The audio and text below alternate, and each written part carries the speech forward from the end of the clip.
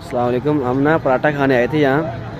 अभी हम आपको ना चेक कराएंगे पराठा कैसा होता है, फिर हम दिखाएंगे आपको। ये मेरा भाई है बाबर अली। कैसे हो ब्रो? हम पराठा चेक करेंगे फिर आपको बताएंगे, आपके साथ शेयर करेंगे कैसा पराठा है। ये हम ओपन बैठे हैं, बड़ा प्यारा मौसम है, बड़ा प्यारा माहौल है। ਕਿਹੜਾ ਕਿਹੜਾ ਪੁੱਛੋ? आलू अंडे वाला है ते कल्ले आलू वाला है ते आलू चिकन वाला सारे एक किलो वाले चिकन वाला सही है। चलो आलू अंडे वाला आलू वाला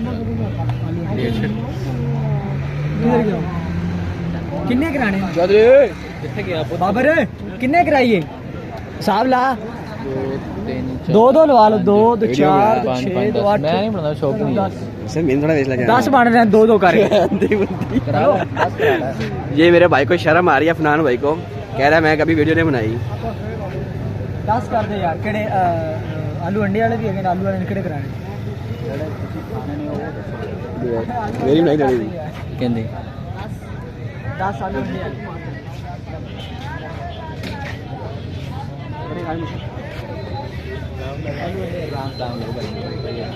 की सी। चलो बैठ जाओ चलो